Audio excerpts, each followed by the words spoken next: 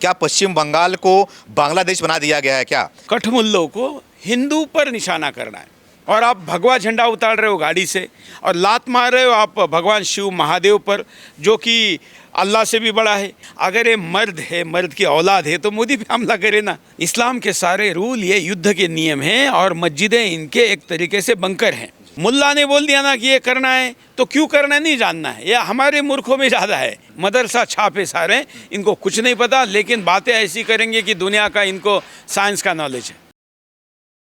नमस्कार, मैं सुमित तिवारी। द राष्ट्र नीति में आप सभी का बहुत बहुत स्वागत है। देश भर में इन दिनों वक्फ बोर्ड के नाम पर जिस तरीके से हंगामा किया जा रहा है, विरोध प्रदर्शन किया जा रहा है, खास करके बात करूं तो विरोध प्रदर्शन के नाम पर हिंदू गाड़ियों को टारगेट किया जा रहा है। जिस गाड़ी पर भगवान का चिन्ह बना हुआ है उस पर लात मारकर तोड़ा जा रहा है। तो यही में अब सवाल है मेरा कि क्या लग रहा है कि वक्फ बोर्ड के नाम पर ये काफिर, जिसको ये लोग काफिर बोलते हैं, काफिरों को टारगेट किया जा रहा है क्या? क्या भगवानों को टारगेट किया जा रहा है? जहां पर भगवानों का स्टिकर लगा हुआ है उसको लात से मारकर तोड़ा जा रहा है। इन्हीं सारे मुद्दों पर बातचीत करने के लिए हमारे साथ में सुरेश चौहाड़के जी मौजूद हैं, जो कि बेबाक बात को अपने रखते हैं, लोगों तक पहुंचाते हैं। सुदर्शन टीवी न्यूज़ पर इनको आप देखते होंगे। आज हमारे साथ जुड़े हुए हैं। बहुत बहुत धन्यवाद सर, हमें टाइम देने के लिए। जय श्री राम। कैसे हैं आप? बस एकदम ठीक। क्या लग रहा है? तो आपने जो बात कही, देखिए, वक्फ बोर्ड है बहाना, हिंदू है निशाना। हमेशा ध्यान रखना, ये जो 3 तलाक है बहाना, हिंदू है निशाना। कश्मीर है बहाना, हिंदू है निशाना। बाबरी है बहाना, हिंदू है निशाना। जो भी ये सरकार कर रही है उन सभी में कठमुल्लों को हिंदू पर निशाना करना है। आप जिसका उल्लेख करें, मैंने वो वीडियो देखा बंगाल में कि प्रदर्शन आप कर रहे हो सरकार के संसद में पास किए गए कानून के विरुद्ध में, और आप भगवा झंडा उतार रहे हो गाड़ी से और लात मार रहे हो आप भगवान शिव महादेव पर, जो कि अल्लाह से भी बड़ा है। तो फिर महादेव पर लात मारने का कारण मोदी पे गुस्सा कैसे हो सकता है? ये तो उसके खिलाफ बुत परस्ती वाला गुस्सा है ना। सवाल मेरा यही है कि सरकार पर अगर गुस्सा निकाल रहे हो, प्रधानमंत्री पर गुस्सा निकाल रहे हो, तो उन पे निकालिए। नेताओं के पोस्टरों पे करो, समक्ष जाकर करो, हमला करो ना, फिर पता चलेगा काउंटर में वो भी क्या करते हैं। ये तो आज न कल करने ही वाले हैं, करना भी चाहते, इसलिए तो मोदी सुरक्षा में घूम रहे हैं। तो वो गन लेकर घूम रहे हैं, तो उनके खिलाफ तो कुछ करने की हिम्मत नहीं है उनके सामने जाकर। लेकिन एक भगवान के फोटो पर जाकर अपनी नामर्दानगी दिखा रहे हैं। अगर ये मर्द है, मर्द की औलाद है, तो मोदी पे हमला करे ना, वहाँ नहीं करेंगे, क्योंकि वो सुरक्षा में गोली मार देंगे, अल्लाह को प्यारे हो जाएंगे। इनको अपनी मर्दानगी भी दिखानी है, अपना गुस्सा भी निकालना है, अपना बूथ के विरुद्ध, मतलब चित्रों के विरुद्ध, भगवानों के विरुद्ध अपना आक्रोश भी निकालना है, हिंदू को डराना भी है। तो ये ऐसे नामर्दगा की हरकतें ये लोग कर रहे हैं। लेकिन वही बात है कि ये पश्चिम बंगाल में जिस तरीके से घटनाएं की जा रही हैं, क्या पश्चिम बंगाल को बांग्लादेश बना दिया गया है क्या? दीदी जी जिस तरीके से बात करती है, दीदी जी क्या कर रही हैं? हम तो 20 वर्ष से, मैं बंगाल पे जब भी बात करता हूँ मैं कहता हूँ कि ये बांग्लादेश बन रहा है, अब तो बन गया है। और ममता दीदी नहीं है, ममता बानो है। अब उन्होंने बानो होने के सारे सबूत दे दिए, तो अब उनको ममता बनर्जी कहना, उनको ममता बानो कहना ही ऑप्शन है। ये बनर्जी या दीदी कहना ऑप्शन नहीं है। दीदी इसलिए नहीं क्योंकि इस्लाम में कोई दीदी नहीं होती है, तो फिर हम क्यों दीदी कहें?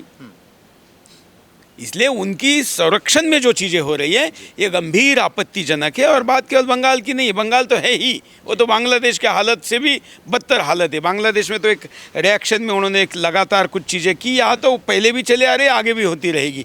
इसलिए बंगाल में बहुत गंभीर विषय है। लेकिन ये जो वक्फ है बहाना और हिंदू है निशाना, ये बातें और भी जगह हो रही है। आप दिल्ली में नहीं हो रही क्या? दिल्ली में भी हो रही है। आप देश के अन्य हिस्सों में देखिए, आज जुम्मे के दिन में कितने जगह पर प्रदर्शन हो रहे हैं। तो मुझे समझ में नहीं आता कि ये जुम्मे का दिन ही क्यों होता है।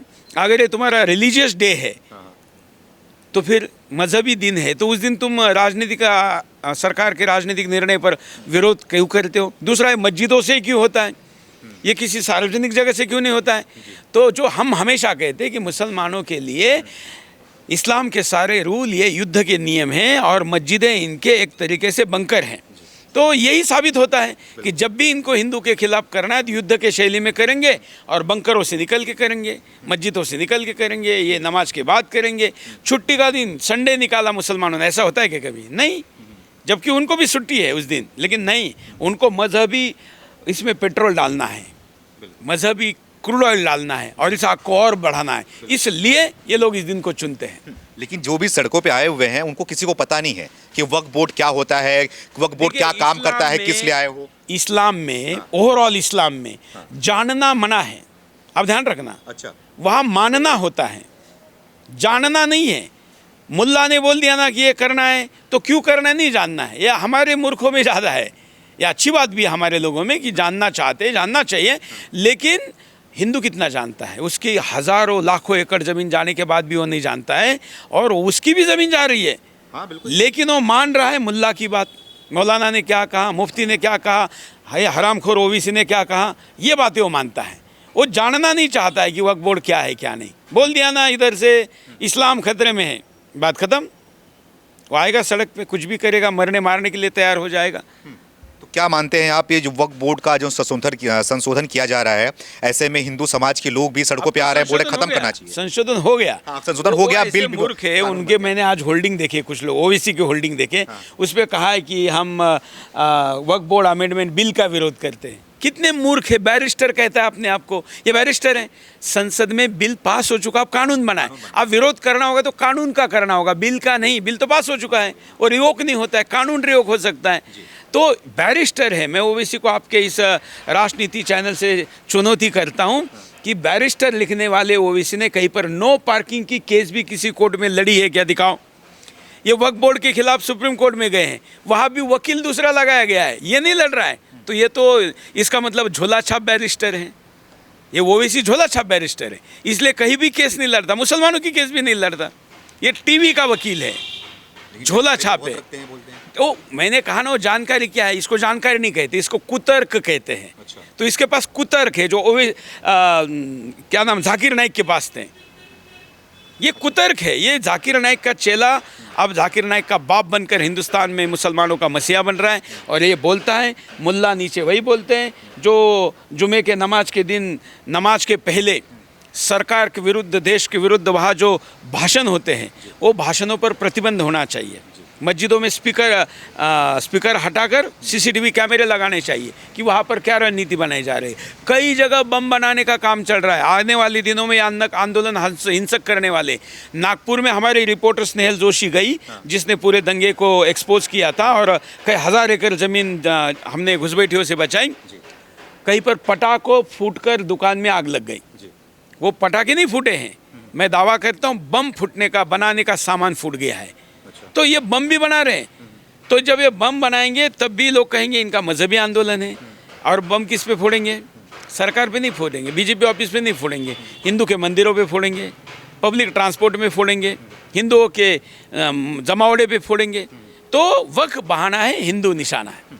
तो आपको क्या लग रहा है, अब तो देश भर में ये मांग उठनी शुरू हो गई है, ठीक है, वक्फ बोर्ड में आपने संशोधन कर दिया, लेकिन और भी कई ऐसे कानून हैं, यूनिफॉर्म सिविल कोड की बात करूं, जनसंख्या नियंत्रण कानून की बात, वो तो कई विषय, उन पे अलग अलग बातें हो सकती है। लेकिन वक्फ बोर्ड के विषय में देश के गृह मंत्री ने बोल दिया है कि देश के हर व्यक्ति को ये कानून मानना ही होगा। मैं हमेशा कहता हूँ ना, इस देश के गृह मंत्री ने, आज तक किसी गृह मंत्री ने नहीं बोला है, लेकिन अमित शाह ने बोला है। भाई चीन कहता है ना, तुम जो भी हो तुमको कानून मानना पड़ेगा। बिल्कुल। तो हमारा देश क्यों नहीं कहता? आप बोल दिया है। अब अमित शाह ने बोला है, तो आप जानते हैं कि अमित शाह की बात नहीं सुनेंगे तो क्या होगा। लेकिन कोर्ट में पहुंच गया सुप्रीम कोर्ट। हाँ, तो इस देश में ये दुर्भाग्य है कि इस देश की जो अदालतें हैं, ये शरिया अदालतों से भी ज़्यादा गंदी स्थिति में काम कर रही है। मतलब अब देश के संसद ने बहुमत से लोकसभा में, राज्यसभा में पारित कर दिया, राष्ट्रपति ने उसको अध्यादेश निकाल दिया, तो अब इनका क्या रोल है? देश के संसद का क्या काम है ना, सबसे बड़ा कानून बनाना उनका काम है। संसद ने बनाए हुए कानून पर अब सर्वोच्च न्यायालय सुनवाई कर रहा है, और ऐसे ऐसे चिरकुट जाकर वो वहाँ पर एप्लीकेशन लगा रहे हैं। संभल का जो सांसद है ना, वो वहाँ गया है, वो बर्क का बेटा जो अभी सांसद बना हुआ है अपने अब्बू के जान पर, तो वो ये लोग गए हैं। इनको पूछो क्या है, कुछ नहीं जानते हैं, मदरसा छापे सारे, इनको कुछ नहीं पता, लेकिन बातें ऐसी करेंगे कि दुनिया का इनको साइंस का नॉलेज है। लेकिन देश भर में अभी कई जगहों पर आंदोलन और भी विकराल रूप लेता हुआ दिखाई देगा आपको, कि जिस तरीके से शुरू हो गया है, बोल रहे हैं पूरे देश में होगा। मुसलमानों ने पूरी ताकत लगानी ही चाहिए। पूरी लगानी चाहिए। अभी तो पूरी नहीं लगा रहे। हालत खराब हो जाएगा फिर देश नहीं नहीं नहीं, एक बार जब तक ये नहीं होता ना, तब तक हिंदू को भी समझ में नहीं आएगा। ये जो स्वतंत्रता के बाद का हिंदू, और ख़ास करके पिछले ग्लोबलाइजेशन में ये पिछले 20-30 साल का जो हिंदू है ना, इसको समझ में नहीं आ रहा है कि वो किसके सामने उससे पाला पड़ने वाला है या पड़ रहा है। उसको पता चलना चाहिए कि अफ़गानिस्तान का तालिबान और हिंदुस्तान के अंदर का कठमुल्ले में कोई अंतर नहीं है। वही दिन यहाँ आने वाले हैं, तुम्हारे बहनों को बुर्खा पहनने वाला है और तुम्हारे बहनों को ये रेप करने वाले हैं। हिंदू महिलाओं की हालत सबसे बड़ी ख़राब होने वाली है। ये आज के हिंदू को पता तभी चलेगा ना जब वो असली औकात में बाहर आकर हिंदुओं के खिलाफ आंदोलन करेंगे। इसलिए मैं कहता हूँ कि ये दंगे ये करेंगे और होने चाहिए। पता चलेगा ना, हिंदू जब तक मार नहीं खाता, डंडा नहीं चलता ना, तब तक सुधरता नहीं है। लेकिन सवाल तो यही है, कब तक मार खाएंगे? अब तक मार खाते हुए आए हैं। अब बीजेपी सरकार है, अमित शाह जी की बात कर रहे हैं, मोदी जी हैं, एक तरफ उत्तर प्रदेश में योगी जी हैं, तो कब तक हिंदू मार खाता रहेगा? इनका इलाज कब होगा? इसके बावजूद ये स्थिति है, इसके बावजूद ये लोग होने के बाद ये स्थिति है, तो सोचिए कि नहीं रहेंगे तो क्या स्थिति होगी। और ये कितने दिन रहने वाले? 10 साल, 20 साल? उसके बाद तो इस देश में चुनाव भी नहीं होने, संसद भी नहीं रहेगी, फिर तो वैसे भी इनके शरिया अदालतों में ही निर्णय होने, आपको और हमारी पीढ़ियों को भी इनके ही शरिया अदालतों में जाकर न्याय मांगना पड़ने वाला है, जहाँ पर काफिर की कोई सुनवाई नहीं होनी है। हिंदू समझ ही नहीं रहा है कि वो सुनामी के मुहाने पर बैठा हुआ है, सब कुछ बर्बाद होने के आंखों से दिख रहा है कि कुछ समय बाद क्या स्थिति होने वाली है, लेकिन किसी को कुछ नहीं पड़ा है। हम चिल्ला रहे दिन रात, पिछले इतने वर्ष 36 साल लगा दिए इसी काम में जगाने के लिए, लेकिन कुछ मात्रा में जगाएं। और वो अभी मुझे लगता है कि जब तक मार नहीं खाएगा तब तक उसको हमारी बात सच है नहीं लगेगी। नागपुर के हिंदू को लग रहा है ना कि सुरेश चौहान के जो कहता था वो सच है। भाई मैं तो वहाँ जाकर बता के आया था कि आपके यहाँ शहर में दंगे होने वाले हैं, मेरे वीडियो है। हमने 2 दिन पहले भी बताया था कि अगले 2 दिन में दंगा होने वाला है, 1 दिन पहले भी बताया था, सब हमने दिखा चुके हैं। हमारे रिपोर्टर को वहाँ फैक्ट फाइंडिंग कमेटी ने बुलाया भी था कि आप लोगों को कैसे पता कि ऐसा होने वाला है। तो मैं तो कहता हूँ, मैं नागपुर में कहाँ सच हुआ, मैं आप कहता हूँ कि पूरे देश में होने वाला है। पूरे देश में होने वाला है? हाँ, होगा ही, क्योंकि उनको पता है कि अभी अगर वो कुछ मैक्स नहीं करेंगे तब तक इनको अगले कानून बनाने से रोका नहीं जा सकता, जिसमें आपने अभी कहा कॉमन सिविल कोड। ये सब कुछ आने वाला है, मोदी को लाना ही पड़ेगा, नहीं तो इतिहास में उनका विफलता का नाम लिखा जाएगा। उन्होंने सड़कें अच्छी बनाई, रिपोर्ट अच्छे बनाए, लेकिन लाए तो इसके लिए नहीं थे। धन्यवाद, वो अच्छा बनाए इसके लिए, लेकिन भाई बना तो इसलिए था ना कि हिंदू बचे। कल इन सड़कों पर, इन ब्रिज पर, इन फ्लाईओवर पर, इन एक्सप्रेसवे पर चलेगा कौन? जब हिंदू खत्म हो गया है तो हमारे टैक्स से, खून पसीने के पैसे से बना हुआ एक्सप्रेसवे पे चलने के लिए हिंदू बचा कहाँ है? इसलिए ये एक बार हो जाए, आर पार का हो जाए। आर पार का? हाँ, हम तैयार हैं। ये बड़ी बात कह रहे हैं आप। हाँ, और आप इनके सामने तैयारी से ही लड़ सकते हैं। आपको मराठों की रणनीति से लड़ना पड़ेगा, वार पे सवा वार। आप तो महाराष्ट्र में भी रहे हैं, तो शिवाजी महाराज जो करते थे वो करना पड़ेगा। तुम एक हमला करोगे, हम 2 करेंगे। लेकिन सरकार है, तुम एक गर्दन काटोगे, हम 4 काटेंगे। तुम हाथ उठाओगे, उसको ये करना ही होगा, क्योंकि मनुष्य की भाषा शैतान नहीं समझता है, उसको उसी की भाषा में समझना पड़ता है। अच्छा, हाँ। आखिरी में आप क्या कहना चाहोगे कि ये जो आप जैसे बता रहे हो कि पूरे देश भर में ये आंदोलन और भी किया जाएगा और भी उग्र रूप लेगा ये, तो उसके निपटने के लिए क्या लग रहा है, या फिर क्या लग रहा है कि सरकार इस पे बैकफुट में दिखेगी? नहीं, जैसे किसान आंदोलन हुआ था। हम बैकफुट पे नहीं जाने देंगे। अगर सरकार बैकफुट पे जाएंगी तो हम करेंगे फिर। हम मतलब हिंदू? हाँ, हम मतलब हिंदू, हम मतलब सुरेश चौहान के नहीं, हिंदू। क्योंकि भाई अगर आप इसको वापस लेंगे तो फिर तो हमारा भविष्य गया, फिर देश का गजवा हिंद हो गया। क्योंकि इस देश की ज़मीन पे कब्जा करना और इस देश को गजवा हिंद बनाना, इस्लामी राष्ट्र बनाना, ये जो मिशन है, ये तो इसी बोर्ड से सक्सेस हो सकता था ना। तो अब उस पर रोक लगी है। अगर इसको रिवोक किया गया तो फिर तो आपने गजवा हिंद का मिशन एक तरीके से पूरा कर दिया मुसलमानों का। तो इसलिए हम नहीं होने देंगे, ना करेंगे। इनके पास भी कोई चारा नहीं है, इनको भी आगे ही बढ़ना पड़ेगा। और इसलिए ही मुसलमान अभी ज़्यादा रिएक्ट करने के मूड में है। लेकिन इस बार वो डेमोक्रेटिक है ऐसा पहले दिखाएगा, प्रदर्शन करेगा, ये करेगा, वो करेगा। देखिए अभी सब जगह पर कैसे लोकतांत्रिक शैली में प्रदर्शन का प्रकार करने का प्रयास करे, लेकिन जो गंदगी है खून में, जिन गद्दारों के, नमक हरामों के, वो तो उछल कर आ रही है और फिर शिवा भगवान शिव पर लात मार रही है। अब उसकी टांग तोड़नी चाहिए थी अभी तक। मैं वहाँ शासक होता ना तो अभी तक उसकी दोनों टांगें खींचकर फाड़ दे चुका होता, जिसने भगवान शिव पर लात मारी है। ऐसे लोगों के लिए कोर्ट लगाने की ज़रूरत नहीं है। जिसने भगवा उतारा, अरे भगवा न उतरे इसलिए हमारे पुरखों ने गर्दनें उतार दी हैं। सर कटे फिर भी तन लड़े। उस देश में भगवा उतारा जा रहा है, वहाँ भगवान शिव पर लात मारी जा रही है। ये तो अफगानिस्तान, बांग्लादेश, पाकिस्तान में हो रहा है, वो यहाँ भी हो रहा है। तो क्या मर्दान की काम की है?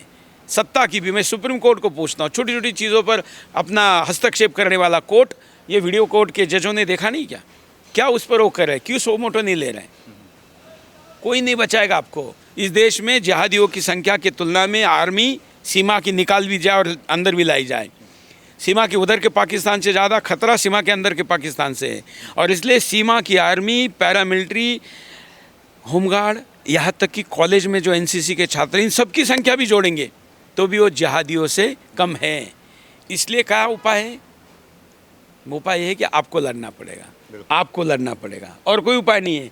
नागपुर में जिहादियों से ज़्यादा पुलिस नहीं थे, कम थे, कहीं भी कमी है, तो फिर हिंदू कहाँ जाएगा? उसके पास तो कुछ भी नहीं है। तो लड़ना आपको पड़ेगा, तैयारी आपको करनी पड़ेगी। मरने आप वाले हैं, मिटने आप वाले, आपका घर, आपकी बेटी, आपकी बहू जाने वाली है, आपको लड़ना पड़ेगा और कोई चारा नहीं। सर ये बताइए, इतने बेबाकी से आप खुल के बोलते हैं, जिहादियों की बात करते हैं, खुल के बोलते हैं, तो उन जिहादियों से कभी आपको डर नहीं लगा? हाँ, ये हमारे डिक्शनरी में शब्द ही नहीं है। डर, भय, ये शब्द ही नहीं है। सिर्फ लड़ना है, इसी में जाएंगे, जाना है तो कोई डर नहीं। और अभी जो डर गया वो मर गया। अभी डर गए तो मर गए। आखिरी पीढ़ी है, इस पीढ़ी के पास भी अगले 5-10 साल ही बचे हैं। इसमें अगर इस लड़ाई को हम 10-20 साल आगे कर पाएँ और अगली पीढ़ी पुरुषार्थ करे तो फिर कुछ समय मिल सकता है, नहीं तो अंत तय है। आखिरी में क्या बोलना चाहोगे हमारे व्यूअर्स को? मैं ये कहना चाहूँगा कि मैं बड़े गुस्से में हूँ और आक्रोश में अपनी बात कर रहा हूँ, क्योंकि मुझे लगा कि इस चैनल का भी प्लेटफॉर्म पर दर्शक वही है जो हमारा बाकी जगह पर होता है। राष्ट्रनीति यही कह रही है कि बचाने कोई और नहीं आएगा, आपके अंदर के भगवान को जगाना पड़ेगा। गीता में, महाभारत के समय भगवान कृष्ण ने कहा था कि मैं आऊँगा, वो आपके अंदर उसको लाना है और आपके अंदर से लाकर उसको इस अधर्म के खिलाफ लड़ना है। उसके लिए आपके हाथ में सुदर्शन चैनल है, शस्त्र आपको लेना है, और वो भी डॉक्टर बाबा साहब अम्बेडकर ने जो संविधान के रास्ते से आपको बताया हुआ है कि आपको अपने आप को बचाने के लिए, सेल्फ डिफेंस के लिए क्या कर सकते हैं, वो सब करना है। और सवा शेर होंगे तो ही बचेंगे, इनके सामने भीगी बिल्ली बनकर नहीं बचेंगे। इसलिए आप शेरों के औलादे हो। 1400 वर्ष की ये लड़ाई, 1000 साल इस्लाम के सामने कोई देश नहीं टिका है। 30, 32, 33 साल में सारे देश तबाह हो गए इस्लाम के आंधी के सामने। लेकिन हमारे एरिया में जब से इन्होंने आना शुरू किया, इनको अफ़गानिस्तान लेने में 350 साल लगे, इनको पाकिस्तान लेने में 800 साल लगे, इनको हिंदुस्तान के कई हिस्से लेने में 1000 साल लगे। लेकिन बाकी हम आज भी लड़ रहे हैं। तो आप मर्दों की औलाद हो, शेरों की औलाद हो, आपके खून को जगाइए। 7 पीढ़ी में एक बार भी खून जग जाए तो अगली 7 पीढ़ी में फिर जगता है। आप जगाइए, आपके साथ सुरेश चौहान के खड़ा है। Thank you so much sir बात करने के लिए। तो हमारे साथ में सुरेश सर थे। हर सवाल का इन्होंने बहुत ही बेबाकी से जवाब दिया। आपकी क्या राय है कमेंट करके आप भी बताएं। मिलेंगे दूसरे वीडियो के साथ। बहुत बहुत धन्यवाद।